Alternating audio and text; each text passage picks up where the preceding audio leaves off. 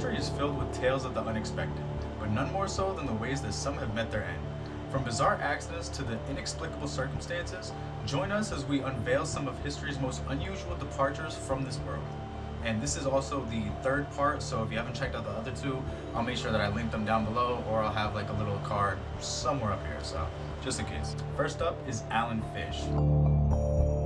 The 14-year-old Fish was struck in the head by a Manning Mota foul ball while watching a May 16th Los Angeles Dodgers game and was knocked unconscious for about a minute. He appeared to recover, and the Dodger Stadium infirmary gave him an ice pack, 2 aspirin, and then released him to watch the rest of the game, during which he behaved normally. Afterwards, he began shaking and crying uncontrollably during the bus ride to his nearby home. When he arrived, his parents sought medical attention, but had to go to 3 hospitals despite his worsening condition before they could find one that would actually accept him early in the morning. Basically, it was just super early. Nobody was really trying to take him in at this point. His condition required neurosurgery, but continued to worsen, and after a seizure led to an apparent brain death, he was taken off of life support 2 days later. The autopsy showed that part of his fractured skull had become lodged inside his brain, causing an intercerebral hemorrhage. He was the first fan in Major League Baseball history to die of injuries caused by a foul ball, which is just messed up, to be honest. I mean, probably his favorite sport. I can't really assume that, but I am assuming that right now. Goes out to enjoy a game, and 2 days later, he got hit with a foul ball. He probably thought it was cool at the time, because like, yo, you got hit with the foul ball. I'm assuming he kept it, but man, what a sad way to go out. So RIP to him. But we're moving on to the next one. On January 7, 1948, 25-year-old Captain Thomas F. Mantell, a Kentucky Air National Guard pilot, died in a crash of his P-51 Mustang fighter plane near Franklin, Kentucky, after being sent in pursuit of an unidentified flying object, or UFO. The event was among the most publicized early UFO incidents. Later investigation by the United States Air Force Project Blue Book indicated that Mantell may have died chasing a skyhook balloon, which in 1948 was a top-secret project that he would not have known about. Mantell pursued the object in a steep climb and disregarded suggestions to level out his altitude. At high altitude, he blacked out from a lack of oxygen. His plane went into a downward spiral and ended up crashing. In 1956, Air Force Captain Edward J. Ruppelt, who was the first head of Project Blue Book, wrote that Mantell's crash was one of 3 classic UFO cases in 1948 that would help to define the UFO phenomenon in the public's mind, and would help convince some Air Force intelligence specialists that UFOs were a real physical phenomenon. Ruppelt's other 2 classic sightings in 1948 were the Chili's Whitted UFO encounter and the Gorman dogfight. Historian David M. Jacobs argues that Mantell's case marked a sharp shift in both public and governmental perceptions of UFOs. Previously, the press often treated UFO reports with a whimsical or glib attitude reserved for silly seasonal news. Following Mantell's death, however, Jacob notes that the fact that a person had died in an encounter with an alleged flying saucer dramatically increased public concern about the phenomenon. Now, a dramatic new prospect entered thought about UFOs. They might not only be extraterrestrial, but potentially hostile as well. He is to date the first and only confirmed death due to a UFO, which sucks, but is also kind of sick. Like, if we end up meeting aliens one day, he is literally the first person documented to ever have been killed or death by UFO, something to do with a UFO. So, hey man, hopefully we get to talk to aliens one day and we get to ask them about that. Yo, what the fuck was that? You know what I mean? So, anyways, moving on to the next one. Up next is Mary Hardy Reeser. Mary Hardy Reeser of St. Petersburg, Florida, was a woman whose fiery death was surrounded by mystery, and even controversially reported at the time to be a case of spontaneous human combustion.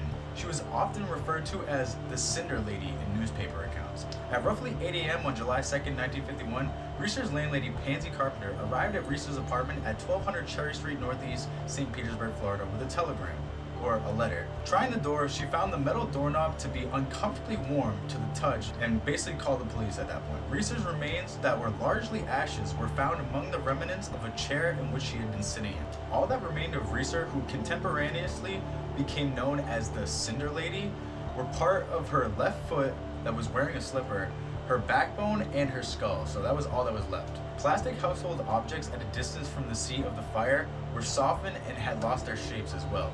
Reeser's skull had survived and was found among the ashes, but shrunken to the size of a teacup. A description disputed by a fire researcher who was in Bradenton for a conference at the time and managed to get a view of the scene. On July 7, 1951, St. Petersburg Police Chief J. Reichardt sent a box of evidence from the scene to FBI Director J. Edgar Hoover.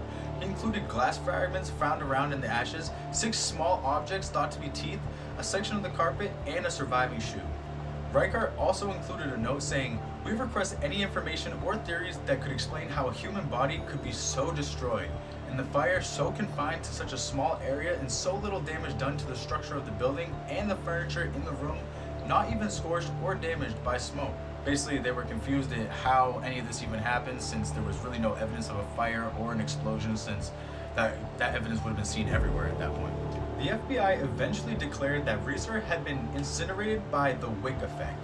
The wick effect is a partial or total destruction of a human body by fire, when the clothing of a victim soaks up melted human fat and acts like the wick of a candle. And basically, this has actually been thoroughly observed and tested, so they kind of have known that this phenomenon actually does occur in nature, I guess. Don't really know how, but whatever. She was a known user of sleeping pills. They hypothesized that she had fallen unconscious while smoking and set herself on fire in her night clothes. Once the body starts to burn, the FBI wrote in its report, there was enough fat and other inflammable substances to permit varying amounts of destruction to take place. Sometimes this destruction by burning will proceed to a degree which results in almost complete combustion of the body.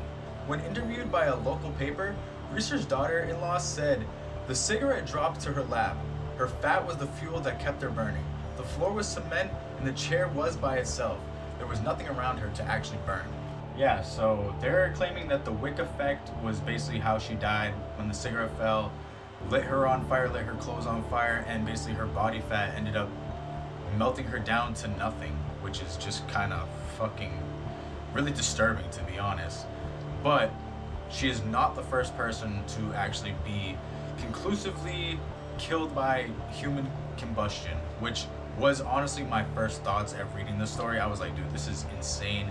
This is the first time I thought this was some video games, some movies, some cartoon stuff where people just randomly explode, you know what I mean? But apparently with the wick effect, it's kind of, you know what I mean, it's not exact, but it's pretty freaking close, dude. So anyways, we're moving on to our 4th and final story. This one's actually covering 3 separate individuals. All right, up next we have Vic Moreau, Micah Dinley, and Renee Shin-Yi Chen. On January 23, 1982, a Bell UH Iroquois helicopter crashed at Indian Dunes in Valencia, California during the making of Twilight Zone, the movie. The crash killed actor Vic Moreau and child actors Micah Dinley and Renee Shin-Yi Chen, who were on the ground, and injured 6 helicopter passengers. The incident led to years of civil and criminal action against the personnel overseeing the shoot, including director John Landis, and the introduction of new procedures and safety standards in the filmmaking industry itself. The filming location was Indian Dunes, a movie ranch in the Valencia neighborhood of what is now the city of Santa Clarita in California, that was used throughout the 1980s in films and TV shows, including The Color Purple, Escape from New York, MacGyver, and China Beach. I've never heard of China Beach, I've heard of all the other ones. The location was within the 30-mile zone. Its wide open area permitted for more pyrotechnical effects, and it was possible to shoot night scenes without city lights visible inside the background. Indian Dunes' 600 acres also featured a wide topography of green hills, dry desert, dense woods, and jungle-like riverbeds along the Santa Clara River, which made it suitable for double for locations around the world, including Afghanistan, Myanmar, Brazil, and Vietnam. Basically, it just had a bunch of different terrains, so they could shoot a lot of different scenes without having to go to a ton of different locations. So it kind of made it easier on the film crew and is the entire movie set. Moreau and Lay were decapitated by the helicopter's main rotor blade, while Chen was actually crushed to death by the helicopter's right landing skid. All 3 died almost immediately. Now, at the trial, the defense claimed that the explosions were detonated at the wrong time. Randall Robinson, who was an assistant cameraman on board the helicopter, testified that production manager Dan Allington told Wingo, "That's too much, let's get out of here," when the explosions were actually detonated, but Landis shouted over the radio, "Get lower, get even lower." Robinson said that Wingo tried to leave the area, but that we lost our control and regained it. Then I could feel something let go and we began spinning around in circles. Stephen Lydecker, another camera operator on board, testified that Landis had earlier shrugged off warnings about the stunt with the comment, "We may lose the helicopter." Lydecker acknowledged that Landis might have been joking when he actually made the remark, but added that, "I learned not to take anything this man said as a joke. It was his attitude. He didn't have time for any suggestions from anybody. And yeah, basically, I mean, I don't know what to actually call that, neglect, just basically not caring. You kind of knew the risks. Even he was saying we might lose the helicopter. Well, bro, you're shooting with a bunch of actors and you got a bunch of people in the helicopter also, so I don't really know what his whole plan was for this scene, but it definitely went way more tragic than he probably thought. Now, RIP to all three of them, first off. That's a terrible way to go. And yeah, I don't really got much left to say besides Landis kind of sounds like a scumbag. And yeah, that's about it. So like I was saying at the beginning of the video, if you haven't checked out the other two parts of this, make sure you check that out. And yeah, appreciate y'all. Thanks for watching. Subscribe, like, all the YouTube stuff so YouTube starts to like me. Also, before I go, something you guys might not know about me is that outside of YouTube, I actually run a clothing brand. That's kind of like my main thing. I just make videos because I like y'all, you know what I mean? I like making videos. Even if I don't get barely any views, it doesn't really matter to me. I still enjoy it. But anyways, I actually just dropped these jeans. If you're interested, if you wear clothes, these might be for you. I got these I Spy denim that I just dropped, all over, print with the eyes. Comes with the little gift box, you know what I mean? Trying to do some big things this year. So if you're interested or if you just want to check it out, I'll try to leave the link down below or I'll have it try to pop up here.